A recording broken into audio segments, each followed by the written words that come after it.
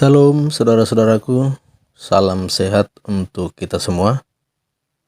Semoga saudara semua dalam keadaan sehat. Hari ini kita akan merenungkan firman Tuhan. Mari kita berdoa. Bapa di surga, Bapa yang penuh kasih di dalam Yesus Kristus, terima kasih Tuhan atas kebaikan-Mu. Engkau memberikan kesehatan kepada kami hingga hari ini. Kami akan renungkan firman Tuhan. Berkati kami, urapi kami dengan Roh Kudus-Mu. Di dalam nama Yesus kami berdoa. Amin.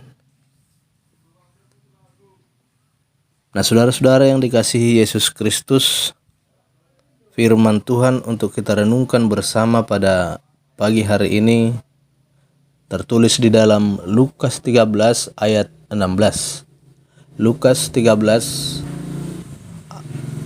10 ayat 13 sampai 16. Lukas 10 ayat 13 sampai 16. Demikian firman Tuhan. Yesus mengecam beberapa kota. Celakalah engkau Korazim. Celakalah engkau Betsaida. Karena jika di Tirus dan di Sidon terjadi mujizat-mujizat yang telah terjadi di tengah-tengah kamu, sudah lama mereka bertobat dan berkabung. Akan tetapi pada waktu penghakiman, tanggungan Tirus dan Sidon akan lebih ringan daripada tanggunganmu.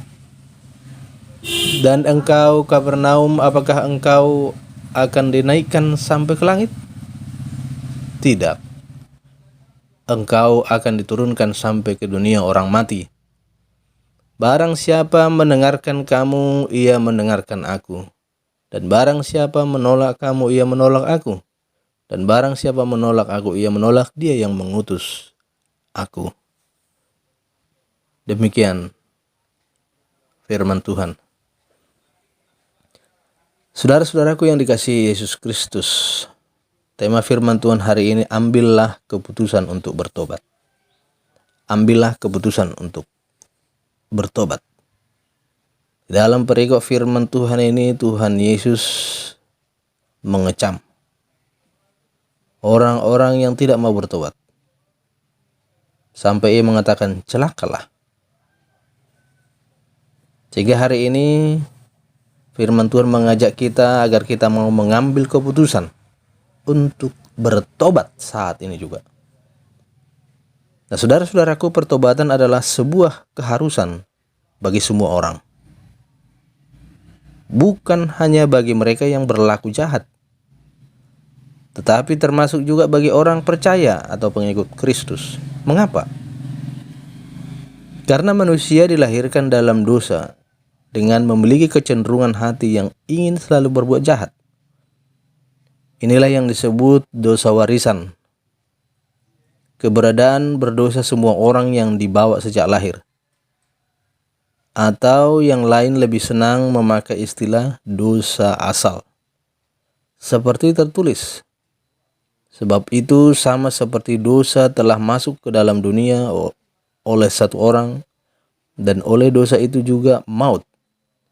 Demikianlah maut itu telah menjalar kepada semua orang, karena semua orang telah berbuat dosa. Roma 5 ayat 12. Nah, ketika kita menerima Kristus sebagai Tuhan dan Juru Selamat, berarti kita telah bertobat.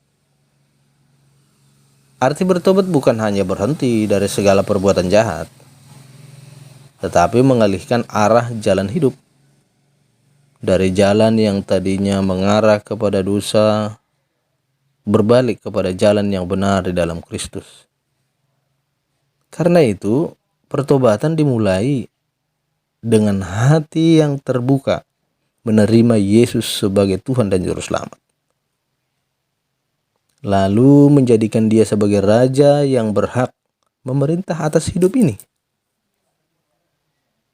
Mau bertobat atau tidak mau bertobat, itu adalah sebuah keputusan atau pilihan hidup yang harus diambil oleh setiap orang. Masih banyak orang menyebut diri sebagai pengikut Kristus, lebih suka mengambil keputusan tidak mau bertobat. Pikirnya pertobatan hanya akan mengekang ruang geraknya, tidak bisa hidup sesuka hati, tidak bisa memuaskan keinginan dagingnya. Dalam Galatia 5 ayat 24 dikatakan, barang siapa menjadi milik Kristus Yesus, ia telah menyelipkan daging dengan segala hawa nafsu dan keinginannya. Jadi pertobatan demikian, saudara-saudaraku. Ketika kita bertobat, kita sudah menjadi milik Kristus. Sehingga kita telah menyelipkan kedagingan kita, hawa nafsu kita, dan keinginan kita. Sehingga hawa nafsu dan keinginan kita hanya terarah kepada Kristus Yesus.